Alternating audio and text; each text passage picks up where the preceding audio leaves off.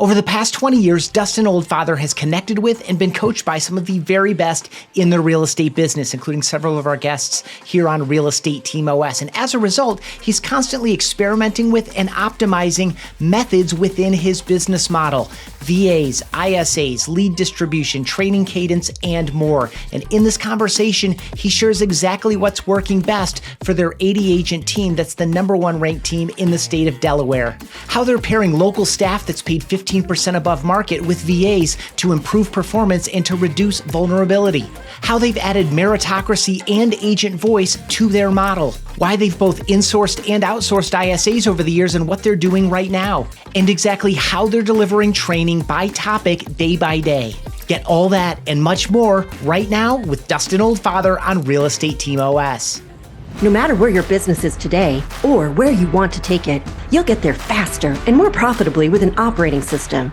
Welcome to Team OS, your guide to starting, growing, and optimizing a real estate team. Here's your host, Ethan Butte. Dustin, I can say about you something I can't say about every one of our guests. We've actually connected in person and had a real in-person conversation, and I'm excited to have this follow-up one remotely. Welcome to Real Estate Team OS. Really a pleasure to be here and excited to spend some time with you. So we kick this off with a common question, which is, what is a must-have characteristic of a high-performing team?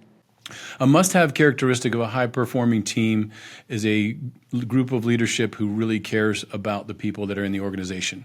How do we develop that? Is it in the way that you bring your leadership team together and who they are, or is it the way that you carry yourselves as you're, developing strategies and figuring out how to work them out into the organization? Is it all of those things? Is it something else? Like, how do you find or how do you cultivate caring within that group?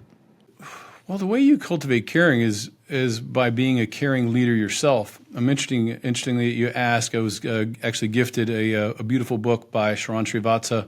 It's called The Motive by Patrick Lencioni. Patrick's a little ubiquitous in business circles, but it was the right book at the right time. In regards to leadership, I firmly believe that your organization becomes a reflection of your leadership. And so in the book, Patrick talks about responsibility-centered leadership versus reward-centered leadership.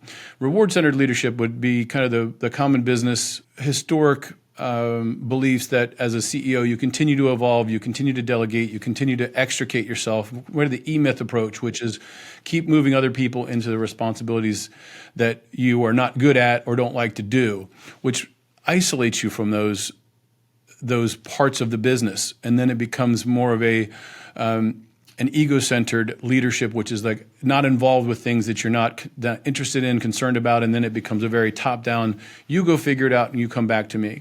And so personally, I've been going through a bit of a renaissance and just being reminded about responsibility-centered leadership, which is, as the leader, you are responsible for the most complex problems. And so it's not fair as the leader with the most experience and the most insight and the probably, in most cases, the most ability to solve those problems, to delegate them without care.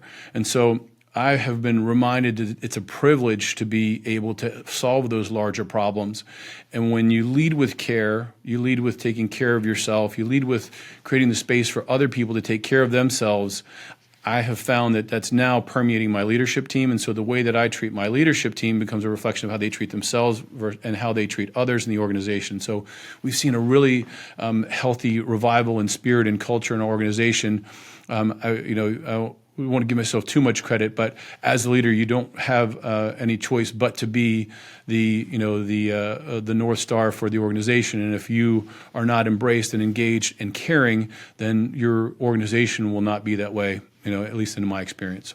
Yeah, really good. And I really appreciate the parallel you drew to, whether it's E-Myth or any of the other kind of very popular, insanely popular ideas around how to go about, redefining your role as the organization grows. And there are lots of different ways to do it, but the sensitivity that you just brought to that is fantastic. And, you didn't want to give yourself credit, but I will give you credit for a few things. One, having a relationship with, the type of person and type of leader who would gift you that book. Two, you actually reading the book. Three, you actually reflecting on the book and bringing it into your own leadership team. So we're going to get into how that team is shaped up. But first, I personally want to know how you went from studying molecular biology at the University of Maryland and time with the U.S. Navy into the real estate business, but also into, capital management or investment, mortgage business, insurance business, et cetera. So how did you get into real estate in the first place? Oh, thank you for the question. We were raised really humble in kind of a blue collar family out of the D.C. metro. My parents moved us to an upper middle class area and gave us a chance to kind of spread our wings. And so we were as a family always a little bit skeptical of salespeople because they were always trying to part you with the thing you didn't have a lot of, which was money and resources. And so always had a lot of reluctance, but always excited and had aspirations in real estate. Watched so many of those no money down courses as a chance to get rich. If you remember Carlton Sheets, oh yeah, I bet it still works if you can find anybody who'll take paper. But kind of as I went through and started into school, I had aspirations for a baseball career, got some scholarships, and then just didn't have the funds to put my way through. So I went in the nuclear Navy, spent a little time there, with some of the brightest and best in the world. Have some tremendous friends, and got really humbled intellectually by some really brilliant people. I thought I was smart before I went there, and then I realized that there are some people that are really smart. And it's like the old adage, I wanted to be a boxer until I met someone who really wanted to be a boxer. Yeah, and that's how it was intellectually for me. So I came back out and started down the path of molecular biology at the University of Maryland. Was going to go into the field of genetics, before genetics was cool. And then, gratefully, I met my wife out here at the beach. I had lost a close friend that we had spent some summers at Dewey Beach, and as a kind of farewell, kind of in grieving, he was in his 20s and just kind of passed away suddenly. And he had just introduced me to this kind of very free lifestyle out here on the coast. And I came down for a summer. That's the summer that I met my wife. She rode by me on a bicycle on 2nd Street in Rehoboth, and I almost fell off the curb. She's way out of my league, but we got to be really close friends, and then started our lives out here. And through that, and kind of tripping around in restaurants, and for a couple summers, saw the opportunity in real estate, and found a home in that industry, and have been really excited. We started off together, just the two of us, and now, humbly, there's over 125 of us working together across all the organizations. So it's been a tremendous blessing, and was a great opportunity. I want to spend a little bit of time getting into the whole organization, and then I'll have you just give a state of the Oldfather Group. Mm-hmm. But first, when in your real estate journey, did you have enough momentum, starting you and your wife, that team occurred to you? So you've been doing this for a couple of decades now. Like, at what point in that journey did team occur to you? Like, we need more people around us. What was going on for you at that point? Yeah, you ask a great question, because I think right now teams are in crisis across the country. And it is an interesting question. Do you want to start a team? Do you want to continue to have a team? And there are teams that are kind of, deciding to go about it a different way. For our part, in 2008, I started my real estate career in 2005, real estate market scorching hot. I spent all my savings that I was like, I need to save up enough money to get through, the first couple months, and then I'll be fine. So I was saved up the previous couple years, and, had enough to basically get through 6 months. At the end of 6 months, I was already in debt again. I hadn't sold, maybe sold one property, and really just had to fight through while 2006, 7, and 8, the market's collapsing while I'm trying to learn a real estate career. Kind of moonlighted and tried to sell solar for a little bit there in 2008. The blessing was in 2008, since people would, it was about 18 months days on market for listings. Every once in a while, I'll just, I'll be nostalgic, and I'll remind our agents how tough it can be. Like, the idea, we're at 45 days on market sometimes here, and people are like, oh, the market's getting slow, I can't get a buyer. Like, yeah, try a year and a half. Trying to get a 2-year listing out of somebody, or getting fired after a year of spending, thousands of dollars. So the short of it is, in 2008, people would come out, we'd visit with them. They would never come back. They'd either go to South Carolina or Florida, or they'd just never come back. So you'd be excited to have any opportunity, and when you have that much inventory, it was a challenge. And so that at that point, we leaned into the internet consumer. At that point, there was iHomeFinder and Tiger Leads. There might have been one other. Maybe Market Leader was out at that time. And iHomeFinder, we just had a little stumble start, and we started with Tiger Leads. I had a tremendous experience with Howard Tager, and he kept us from going over the cliff a couple times, or a few times. We didn't have enough funds to pay for the pay-per-click for the next month, and so he'd hold it off and really nursed us through that tough time and lifted us up. He's a tremendous leader in the industry, and it really set the sail because we had more opportunities. And that's one of the, something important for agents to think about. What leads to success? It's skills, efforts, and opportunity. So either if you have opportunities and neither one of the other ones, you're not going to get very far either. But in most cases, people just don't have the opportunities, and so creating those opportunities is a great place. Knowing what you know now, you'd go back and you do things very differently. Realizing what the opportunity was when we had it. Waiting days to get back to somebody. Versus, speed to lead, which is like you got 30 seconds, and if not, you're in trouble. And so that generated an appetite for people to actually came to us and were like, hey, you look like something's really good, going on over here. If you have anybody if you have anybody that you don't want to work with, if you want to refer them to me. And then so we started a team before teams were in vogue. They used to be called groups or associates, and then the proliferation of teams came after. I think pretty significantly after Gary Keller's book. It wasn't,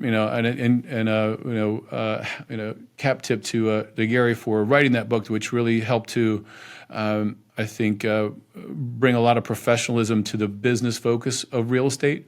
Not my leader per se, but I think he's done a lot of great things for the industry, and that book had a lot of impact on my career.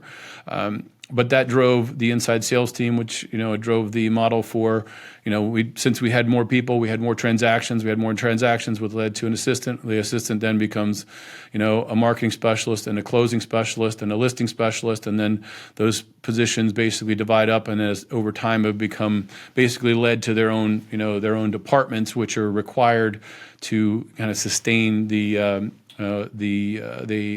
output for real estate that you need in order to be able to deliver that service across all channels. So quick promotional plug, Howard Tager was one of our guests in the FubCon sessions. It was when we released, so it's one of the first, 20, 30 episodes. Great conversation, agree, fantastic leader. One of the things I've heard in my seat hosting these conversations, Dustin, is when you have, clear growth, clear momentum, as you said, like you found a way to have opportunities, and that was, of course, good for you, but it was also attracting other people to you and created the opportunity to get some momentum and grow.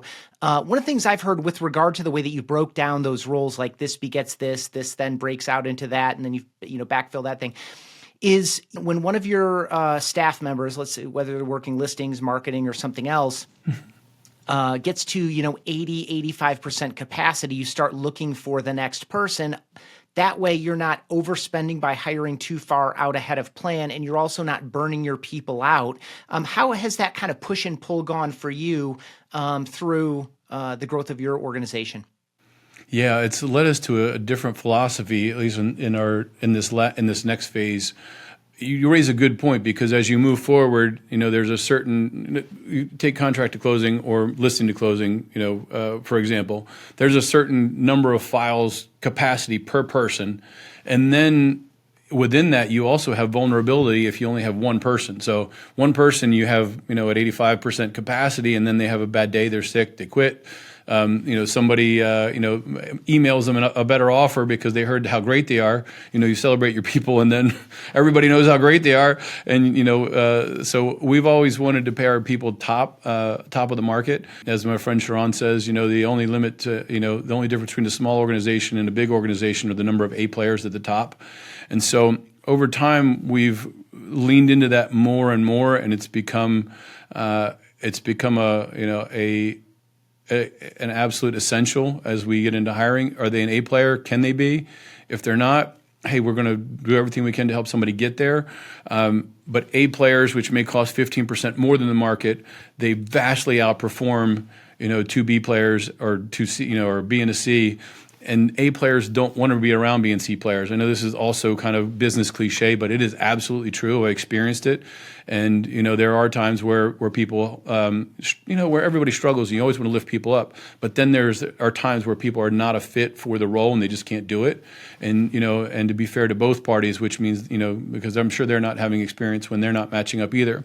So all that to say, philosophically, where we're at now, because of the economics and what drives the transaction and the amount per transaction that can go to contract to closing or go to listing to closing or go to the marketing department, it can't always be a local stateside person that's 15% above market, right? So if you're going to have A players, our model has been to find virtual talent across throughout the world that complements A players here. So A players paid 15-20% above market, other markets to support those people, but then we have a blended cost which is lower than having somebody local. And I've found that our virtual talent is many times more reliable than stateside talent. So a little bit different, because people get sick, take off. I've found that the value in the virtual work and the people that are paid a premium in other markets really appreciate that. That may be philosophically different from some other people. But for me, it means that you have great people across the board. And when you have great people, and I share this, when we have a pocket of challenge, is when you have great people, it's easy. There's no friction. When you have friction after friction after friction, it's not a good fit. And so that's the blend of our model and how we continue to grow. There certainly are some additional, local positions that we're going to evolve to, but for our part, it's A players, locally, as leadership, with virtual A players assisting. Okay, we're definitely going to get a little bit deeper into the model from an agent perspective. Okay. But what I'd love for you to do, with as much detail as you would care to provide, characterize the Oldfather Group as it is today, like market size, structure, culture, whatever you want to share about how you all are structured. I would love to hear it. Well, I heard from Spencer Raskoff years ago, that basically, operating from an inverted pyramid as a leadership perspective, and I feel that way every day. That you as the leader, you're not at the top of the pyramid, you're at the bottom, which means you work for everybody else. You're everybody that is in the organization is closer to the consumer than you are. I still have a sphere of influence and personal clients that I work with, but in general, my job is to work and be a supporter. And as we talked about earlier, it's to solve the really big problems. And so, for my part, you would say that obviously Maria and I started the companies together. I lead as the visionary, and Maria operates as our hardcore operator. The proverbial rocket fuel analogy, and it has been prophetic. It's certainly true that having that integration has really helped. Now we have tremendous listing to close department. We've got a person locally who was a associate broker. Also, interestingly enough, lived and worked and was a broker and agent in Aspen, and then also worked in the DC market. Just an absolute delight. And then 2 virtual workers that assist her as well.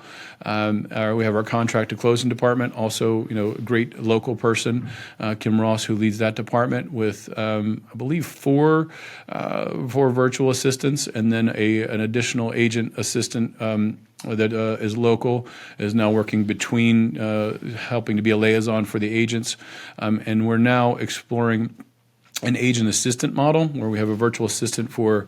We're beta testing this, and so I always say this. Sometimes people want to be careful because sometimes people roll out things without actually having any data on it.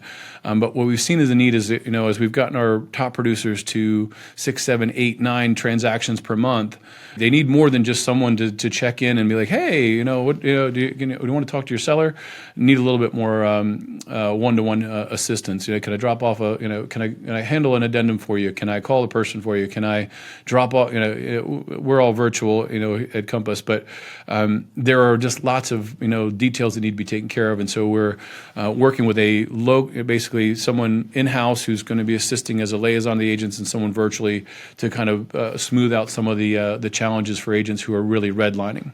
Super interesting. I would love for you to dive deeper into that. You just introduced the topic that I wanted to go to anyway, which is like the business model with regard to agents in particular, I love this ad of local as the gateway to as much international support as is needed, through that gateway for your most productive agents. I've heard that done in a variety of ways, but essentially what you introduced there is this idea of like leverage provided at a certain level of production, which then leads me to wonder, like, okay, value prop, then versus now, as far back as you want to go with then compared to now, and what types of agents is that designed for?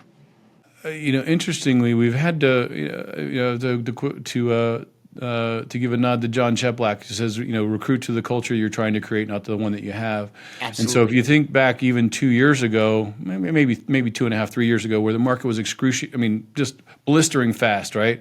Coming off the pandemic where people were, cash was cheap. People were buying to get away. We had work from home. There was a huge, I think Zillow coined it as the great reshuffling.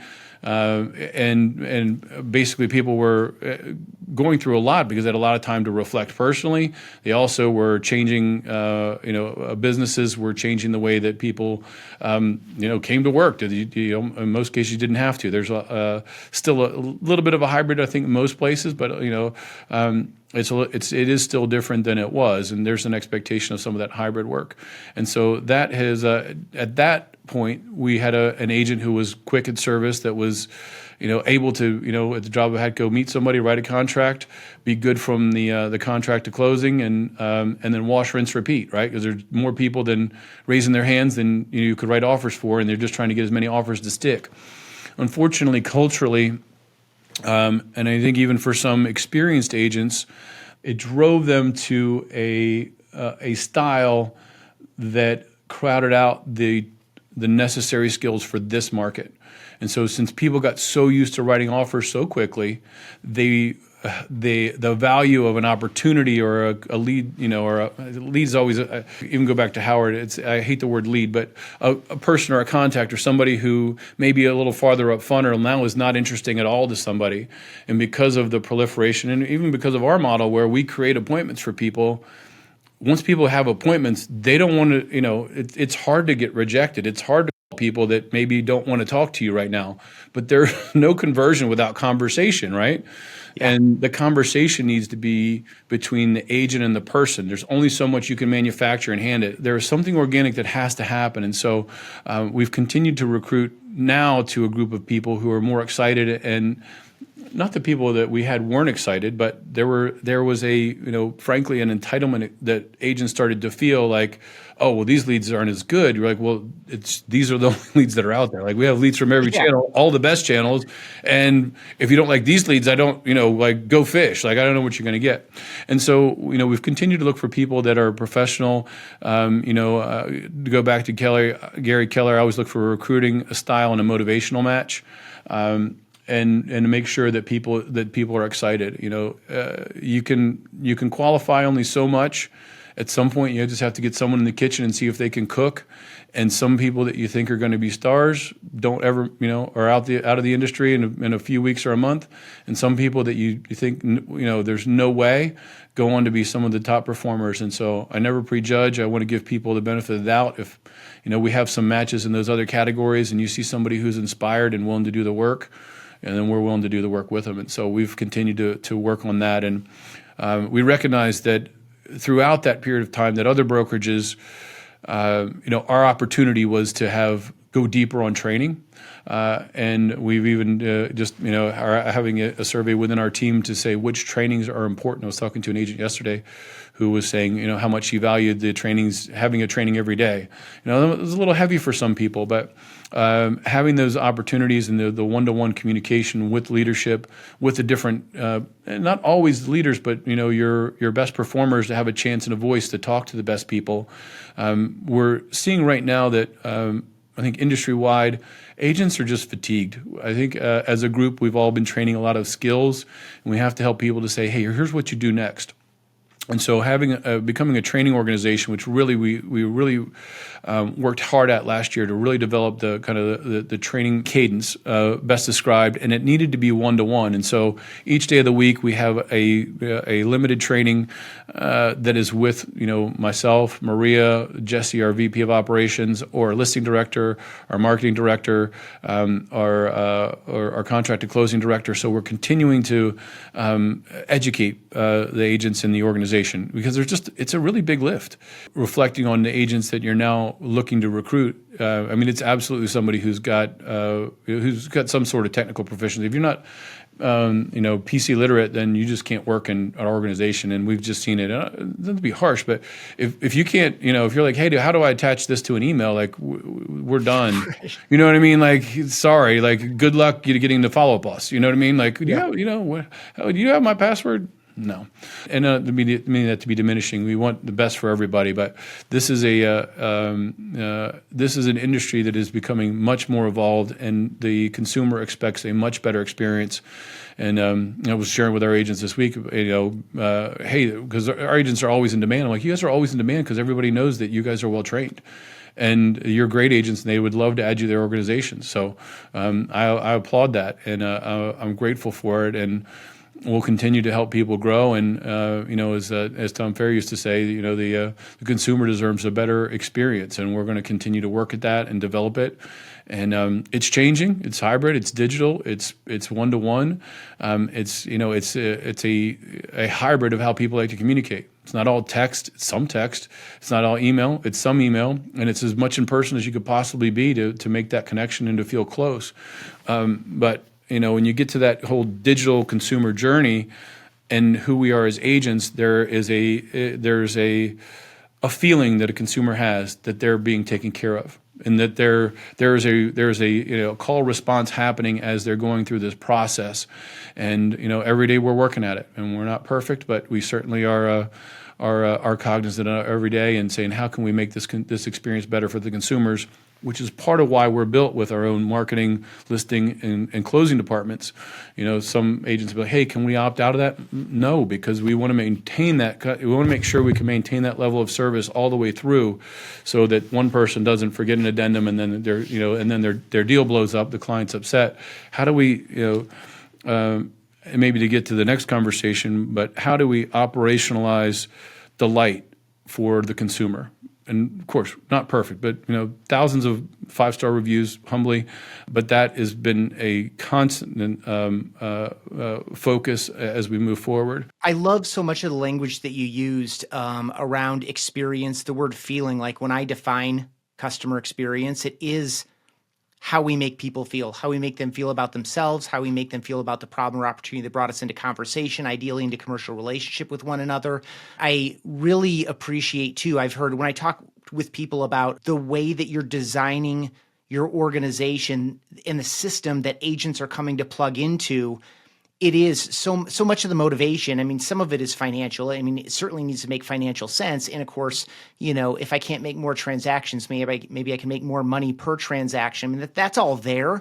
But the way that you described, we want more control over the experience because, you didn't say this explicitly, but I feel it from you. It's like, that is the differentiator. Like, that is the most important thing we can be doing. And so the idea of training agents into a system that's designed to control and improve all these different steps so that we leave people with a different feeling, so that our organization, not just our 1 or 2 or 3 best people, but that the organization remains in demand is so important. And I have a note from one of our previous conversations, that training, mentorship, positive feedback, and the best leads are what agents want most. I don't know, like, if that's like a philosophy of yours or just like a drive-by comment that I happen to attach myself to. But, so much of that last pass was training, mentorship, and positive feedback. It's access to anyone in the organization that you think could be helpful to you.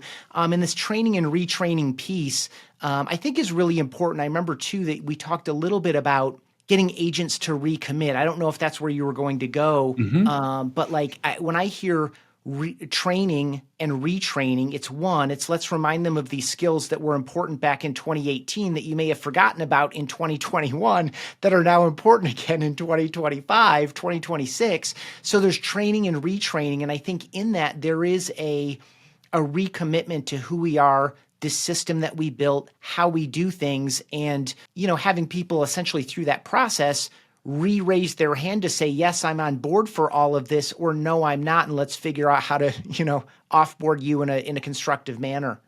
Originally, what we used to do is try to make everything equitable to everybody. And the more we've done this, the more we realize that fair doesn't mean equal.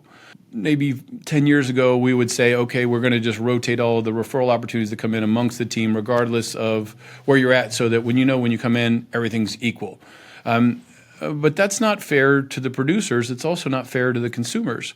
Absolutely not. And it's also creates an entitlement for people that are new to be like, oh, I just want more of those. And there's enough of that already.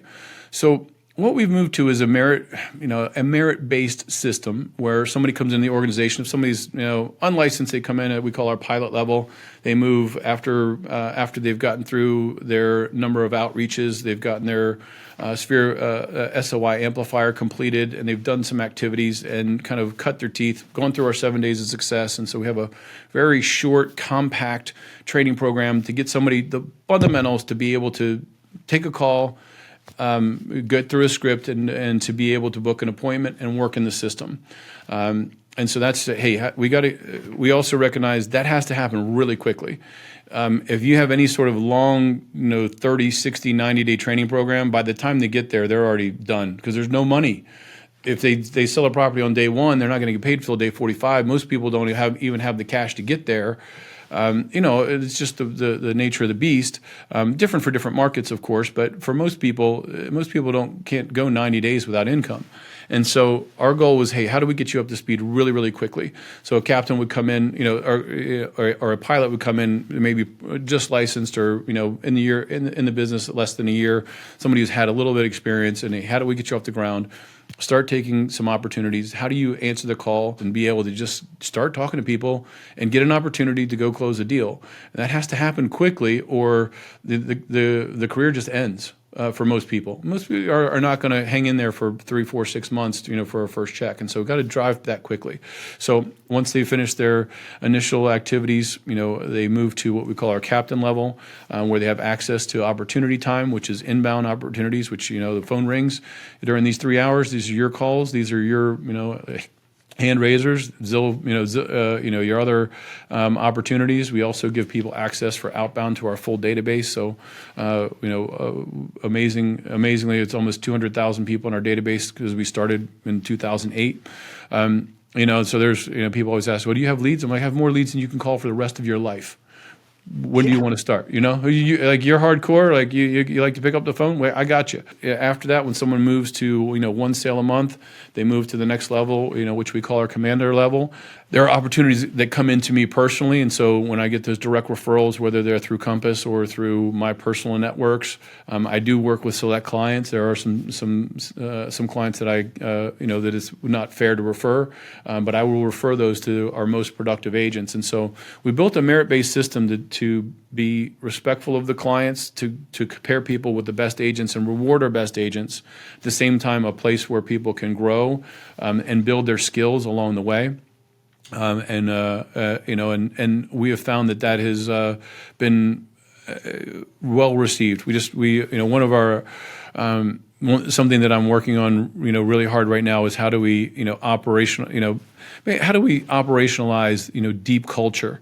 And one of that was having, we created a monthly, we call it our general council. We kind of went with some military themes on this stuff, but by the way, I love the naval theme throughout your agent levels. We tried a couple different things. We tried to find some other ways to do it. That's where we kind of settled in. We settled into this kind of military theme. So you put together this council, and that's a blend of leadership and top producing agents, maybe?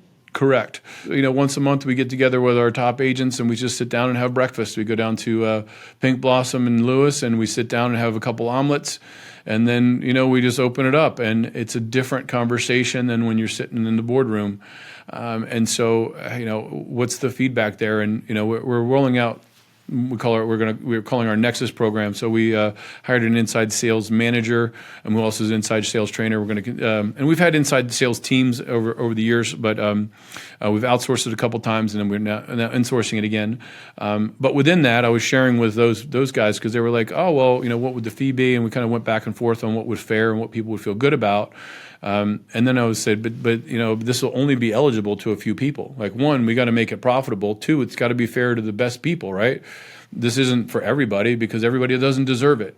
As much as we'd love to give it to everybody to have them walk in the door, the people that have been here also deserve to be rewarded. Like, you're bringing company dollar, you're participating in helping them in mortgage and title and insurance, which are all, indirectly helping the organization. And so, why wouldn't we reward our best performers? And they, as a team, not that they don't know it, but it's good to hear it out loud that, hey, we value you, and we're not just going to toss off these amazing referrals to people that don't deserve them. You're going to get those opportunities, and people that deserve them will get opportunities as well.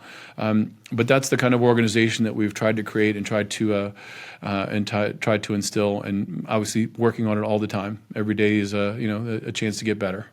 Yeah, I really appreciate bringing agent voices into this decision making, really kind of fleshing out some of the ideas, figuring out what the right thing to do is. I was going to say what's fair, but like it's, what makes the most sense for all the people involved. I appreciate that. Any tips you would like to share for people? I've certainly heard from very large organizations that say, we don't use ISAs. We tried it a couple times. It never really worked for us. And then, of course, I've heard from a ton of folks who, we've had them from day one. We do it domestically, or we've had them from day one. We do it, with VAs. For you, over the years, as you've, tried inside sales a few different ways, what are a couple takeaways from that journey that would be informative for people to maybe figure out if they've got the right thing, or signs that they should pull the plug, or like any lessons learned in some of that, some of the fits and starts in doing that in a way that makes the most sense for your organization?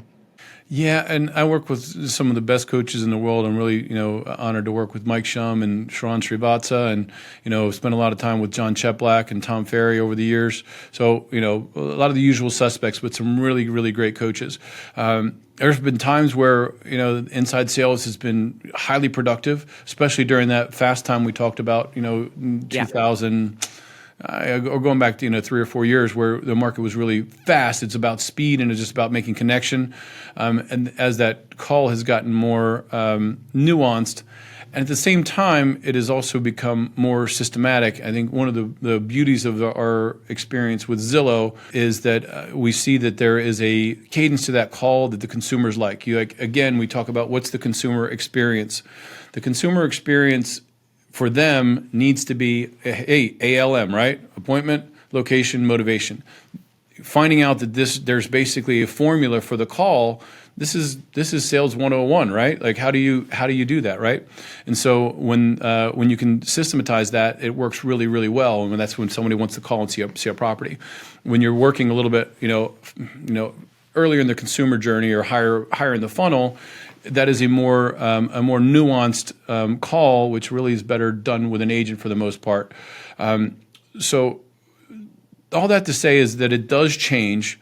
Our focus became, in seeing the possibility of the live transfer, which was, now there's real-time touring, which we're really grateful for. The live transfer is incredibly exciting because that's what agents want. Again, also creating an entitlement. Like, this is so easy. Oh, that, or do they call, they screw up a call, and you're like, hey, you just burned up $1,000. Thanks. Yeah. Oh, sorry. Well, I'll call you the next one. So anyway, the value of making sure that call is well trained. And so our focus is on making as many live transfers as possible. And so we pursued that through a third party ISA company, and then we realized that we were capable of insourcing it due to the technology from Follow Up Boss. And so we're like, hey, how do we, knowing that this is what the agent wants, and then from a consumer experience, if we can get the consumer to talk to the agent at the time that they want to talk to the agent versus having a lag for the appointment, this is what the consumer wants. They want to talk to somebody when they want to talk to them. They don't want an appointment for an hour, 3 hours, 2 days later. They want to talk when they want to talk. And as soon as they're done, they're on, just like all of us, they're on to living their lives. And so our holy grail is how many live transfers can we create? And so we're doing that between, real estate and mortgage and insurance. And so we're going, early journey, top of funnel to have those conversations early. Can we get a live transfer? It's about, for ISA hours, it's about one live transfer for every 8 hours. So it's not like, the phone's ringing off the hook.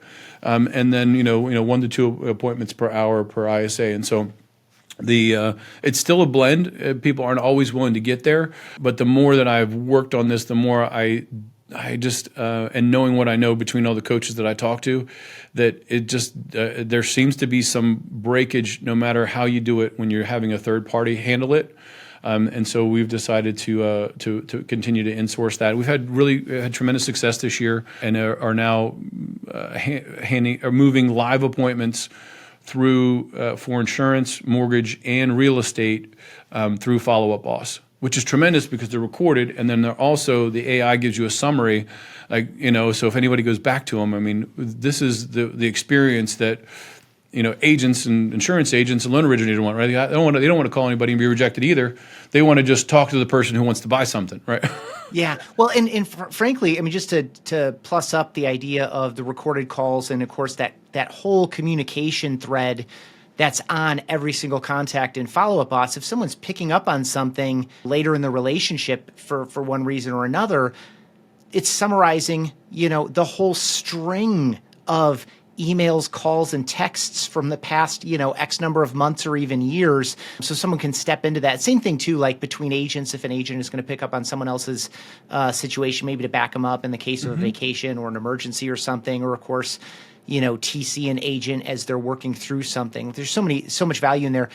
Breakage is such a key word there, and you just burned an expensive opportunity. Of course, that's part of the whole math problem to figure out and make sure that you're operating well. And I just want to kind of go back to training for a minute on that, because I assume, especially between different functions within your organization, that all requires training. So you mentioned 5 or 6 different people who are providing some of this training. You mentioned, one-on-one access, et cetera. But any philosophy or approach that you can, share some tips around with regard to training on a breadth of topics. Some of them are, immediate and focused to I'm going to train you to do something that you do every single day better. But at the same time, I also need to train you for some of these other circumstances that come up every other day or every week or whatever. There's so much in there. How do you layer some of this stuff? And what triggered this question for me was of course there are the basic skills and we need to train and retrain that stuff. But even something handoffs where there is breakage, there is, if we can minimize this, there's real, midline and bottom line value to the organization if we can just move this number by 5%, not 5 percentage points, but 5%. 5%, no. There's real money there. Any thoughts on how to manage all the different things that you can and should be training on? How do you all balance that as an organization? Well, a couple thoughts. One is the training cadence, and we were a little overly optimistic about creating a library that people could go to, and then you go to the trainings. People just want to know it when they want to know it, and they just want to hear it from a person. With the 7-day success is a tremendous success, and then sometimes we'll backfill on some other things. But I found that agents, you're dealing with expressives and drivers, so they just want to know what they want when they want to know it, or they just want to be around people to talk about it, right? So you got to think about your personality styles of the type of agents. Those are two styles that are not real excited about sitting down for an hour and watching a training. So it needs to be interactive. And so for our part, what we found that was really successful was a tight 1-hour training at 9 o'clock, which we have on Monday, which is our open house follow-up. So open houses, and they're not for everybody, but they're a high conversion lead opportunity. I think statistically about 7% of open house visitors, purchase within a year. So that is a very strong lead source. And so we've leaned into that. It also gives agents the confidence because they're out in the marketplace. It's also an activity. You're doing something as a new agent, hey, I've got an open house. There's a marketing opportunity that goes around that. A lot of really positive things around open house, learning the market, expressing, dealing with people, sales skills, confidence, fun, energy, momentum, something to talk about to your friends, family, neighbors. Like, hey, I'm at this great open house. Oh, cool. And then you're in real estate, like you're getting the experience of it. So open houses on Monday. We have our team meeting on Monday at 11. It's always well attended. We usually have about 60 to 75 people from the organizations together. On Tuesdays, we've done our social media and sphere training. So that is a focus on how do you, for our part, we've created a media submission form so an agent can take a video, they can upload it, and our distribution team will actually create it and then distribute it for them. But hey, for some people, it's like, this is TikTok. And, hey, you know what? Maybe TikTok's not for you. Maybe you're LinkedIn. One of the things that I share is like, hey, these are the different demographics that are on the different platforms and the age groups. And hey, you're a young person and you think LinkedIn is stupid, but all of these retirees are on LinkedIn and they go to look for you and you don't exist. They're probably not going to work with you. And so helping people to kind of round that out. Another channel where you're connecting with your social media and sphere. So open houses, consumers are in the marketplace. Sphere of influence is triggering your sphere. We also have our SOI amplifier where people are reaching out, bringing that into our database, and then an email campaign. On Wednesdays, Jesse does live buyer trainings, role plays where he actually makes live calls with people on the call to say, hey, sure, this is how you do it. Like, listen to the objection handling. All right, now in the second half of the call, you do it. Now that's the hard part, is getting an agent to do it, but at least there's an opportunity to. And with Alec joining us as the inside sales manager, we're going to actually have him have a specific time as a prospecting peer, just to sit down and with somebody who's maybe having trouble refine the list. Like, oh, hey, let's make these calls and be a prospecting coach. And so I still think that there's that one-to-one. We always, when an agent joins the team, they shadow an opportunity time where calls are coming in and someone's kind of showing them how to do it. We need to do more of that, and we're going to. On Thursdays, I've led a listing mastermind. Many times it's just like, hey, what are your challenges? Before we get to the lesson, where are you stuck? Well, I've got this listing and I can't get it sold.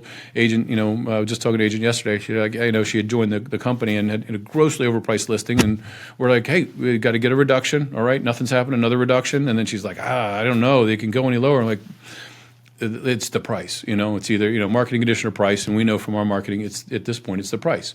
So eventually, after 5 reductions, property sells, and she's high-fiving. But as an agent, she wouldn't have had the confidence to do that without having somebody to be with, right? It's interactive. And so an interactive conversation with the agent specifically, hey, do we need a price reduction? Do we need an open house? We got a property we're going to reintroduce. Hey, how can we get that marketing done? I'm meeting with the agent today. What can we do special for this niche listing that's, high-priced and maybe not in a, not in a typical area that would be associated with that high price, because it's not going to be coming up in most of the search. And then on Fridays, it's Agent 101, which is working directly with the conversations with our listing department, our client success department. It's about contracts, contract writing, and then throughout the other kind of magic to what we've been able to do, and I say that with a lot of humility, is having a manager of the day. So each day we have somebody in leadership who answers any calls that come in about contracts, whether they're stuck somewhere. Obviously, there's only so much depth that can get into when it comes to that kind of training. But when you're in a crisis, we found this a couple years ago that people were really frustrated. Like, oh, I can't get a hold of anybody. Like, what does that mean? Like, we're not like unavailable. There was not a natural conduit. And so we said, okay, great. Every day there's going to be someone that you can call that you can ask a quick question to. We, our general counsel, we ask our leaders to reach out and to mentor discreetly without having a formal relationship. So we'll say, hey, Julie, looks like you have a great relationship with Beth. Why don't you just, if you don't mind, check in and see how she's doing. And so we try to keep that glue there. But having everybody know that there's someone to reach out to also takes away the panic of, oh God, what do I do? Right? And so having a training cadence that allows for that interaction all the time. We briefly changed our training cadence for the first, for the last few weeks, and we got feedback right away that people missed this one-to-one training. So we were doing some additional modules. So I think going forward, it's going to be a combination of continuing this cadence, which people like, and then intermittently much longer trainings. And we're going to be doing one-to-one role plays on the buyer presentation, listing presentation in the same room, but that'll be on a monthly basis. And I think when you kind of start to layer all of those things along with some individual coaching and some check-ins, you mentioned earlier about how do you get accountability, and so we developed a simple business plan for each agent that you kind of look in at, a real simple tracker. What is it committed to? What do you want to be? And as we go forward, we're going to be saying, hey, what is the one thing that you can do moving into next week? Because I think as a group, I can't speak for other organizations, but I think agents have been overwhelmed with so much to do and what to do next, and be like, okay, cool. Now you're going to do 3 open houses and you're going to call these 10 people. And then having a cadence of check-ins to keep people focused. We didn't quite touch on it. You had asked earlier, and I just wanted to bring it back to light, which was, hey, how do you get recommitment? And so with each of those phases where someone goes from pilot to captain to commander, we have what we call our contract for success, and where we go over, hey, what's expected of you at this level? At this level, you're supposed to be doing this. Is this something you're comfortable with? Are you committed to this? And it has helped people to be very clear, and also to understand that the consequences and the rewards, and to be appreciative for those things. And if there's not that level of commitment, then let's talk about what's next then. Yeah, we've by choice offboarded quite a few agents. Agents who aren't productive or who stop participating, usually they will offboard themselves. So we're always looking for good people. We've been at a critical mass of about 80 agents for a better part of a year, and that seems to be a really healthy place for us. And we just want to keep working with growing the core of our really talented agents. And this is a business where people leave for good reasons, they leave for bad reasons, and sometimes there are opportunities that come up, and you never want to hold anybody back. So I haven't moved many times in my career, just twice, but both times were for good, and they've both been great decisions. And we do see that when agents leave our organization, that their production drops off, and I think there's a lot of reasons for that. But it is something that people sometimes want to explore. And then there are other times where someone's just demonstrated unreliability is a non-starter for me. That's a military term. Yeah. It's like, hey, and it's immediately clear what it's never your fault, but somehow it's always your fault. Yeah. At the end of the day, if someone's unreliable and they don't follow through, we wish them well and say, hey, you know what, this is not a good fit for you. We want to help you find another brokerage, and we'll give them a couple options, and then we'll help them to move on. It's always hard, but you can't keep people that are not reliable, and around a group of people that are really trying to do great work, because it really creates a lot of friction, and that's the culture that people want to be a part of. They don't want to be around people that aren't doing the right things, and then people who are unreliable are also usually unproductive, and usually the people that are complaining the most. Several things here. One, really nice tie back to the A-player conversation at the very, very beginning of this. Two, I love the specificity in who to reach out to today, versus this, I could reach anyone. I love the bias toward in-person and interactivity that we've heard throughout this conversation, including, let's get out of the office together and go have these conversations in person somewhere else, in addition to having in-person interactive training. So much really good stuff here. We've covered a ton of ground. We're pushing up on an hour here. So I want to hit my 3 pairs of closing questions with you, Dustin. Yeah. Thank you for all this time. The first one is, and you can answer one or the other. Some people like to do both, which is fine too. But it's designed for one or the other. What is your very favorite team to root for besides your own team? Or what is the best team you've ever been a member of besides your own team? The best team I've ever been a member of. The best team I've ever been a member of was the Nuclear Navy. I was with some of the most brilliant people on the planet. As somebody who, it was not easy to get into nuclear power school, and as somebody who felt like that was quite an accomplishment, I was in the bottom half of the class for most of the time, and I would be struggling for 40 hours a week to do what people could come in and write like a beautiful mind and Goodwill Hunting. There are some brilliant people out there, and that is just a tremendous group of people. The team that I root for is the John Wentworth Group, and I don't know if John has hit your radar yet. If he hasn't, then you need to talk to him. He's a really special guy. He's got a tremendous story of hardship, and a really touching and a really traumatic childhood, and somebody who's decided to make the world a better place, has a tremendous team, and I think they're on pace to do 300 or 400 million in production this year in Michigan. If you haven't met him, he's one of the most beautiful people you've ever met, and his story is it's really compelling. And so he's one of the good people out there that's out there lifting other people up and deserves all of his success. Beautiful. Appreciate that. And thanks for the recommendation. Now I'm going to go to something that feels inappropriate for the moment, only because it's the next question that I always ask. That's all right. Which is, what is one of your most frivolous purchases, or what's a cheapskate habit you hold on to even though you probably don't need to?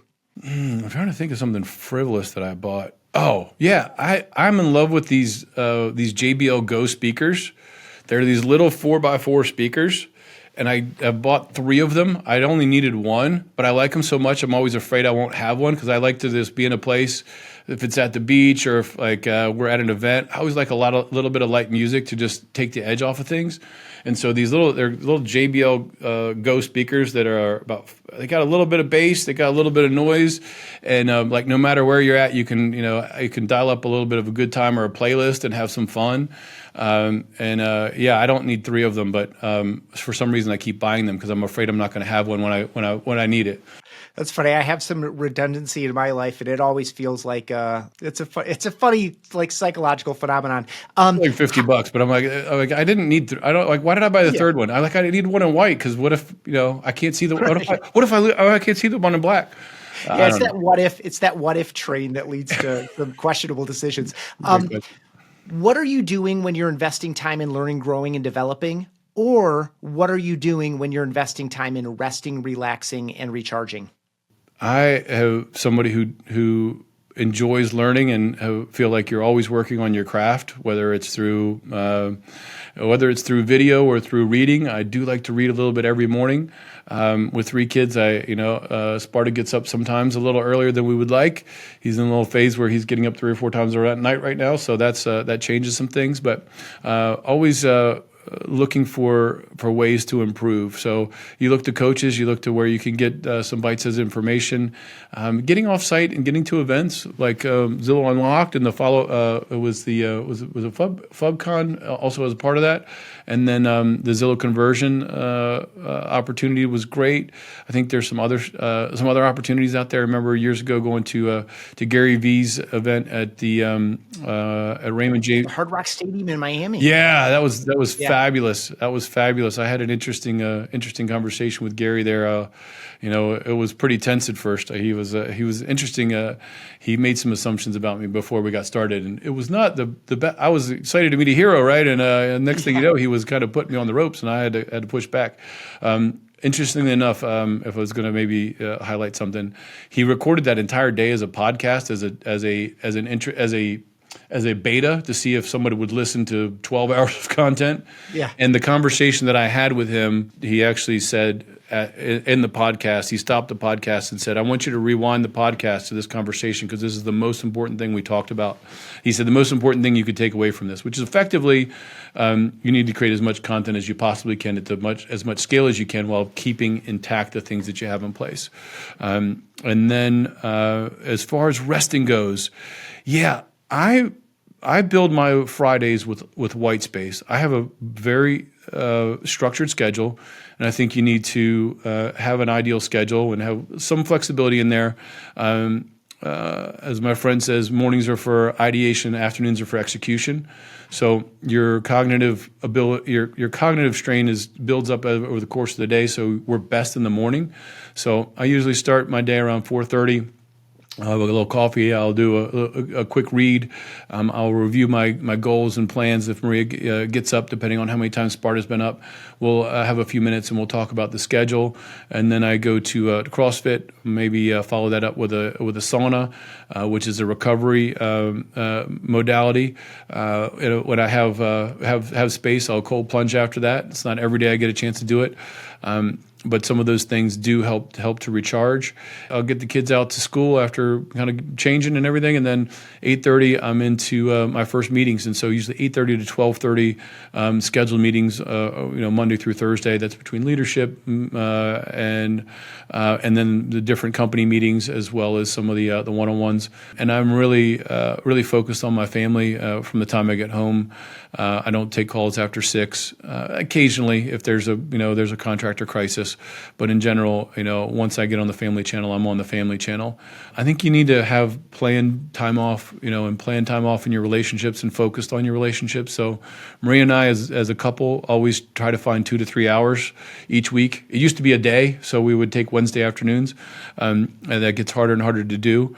But if we can get together, just the two of us one-on-one for a couple hours, sometimes we'll on Friday afternoon, we might go get a coffee or just go sit down and talk.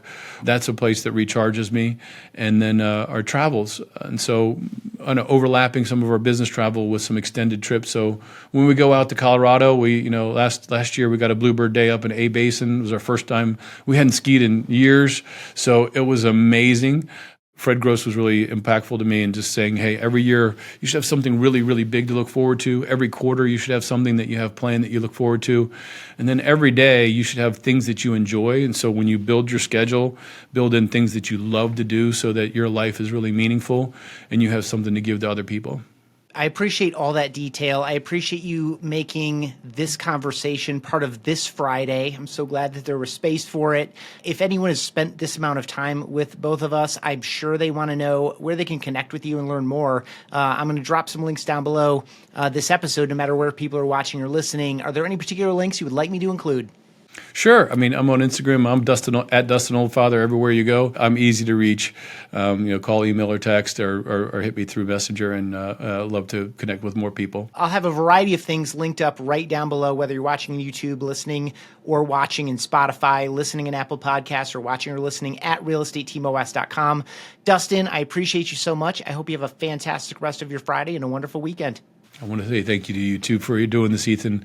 Like, you are such a tremendous voice in the space, and what you're doing is incredibly important to help all of the teams and other people in the industry grow, and spreading the words and helping to share institutional knowledge so that we can all do a better job and serve the community even better. And so you are a special talent in this space, and we're really grateful to have you.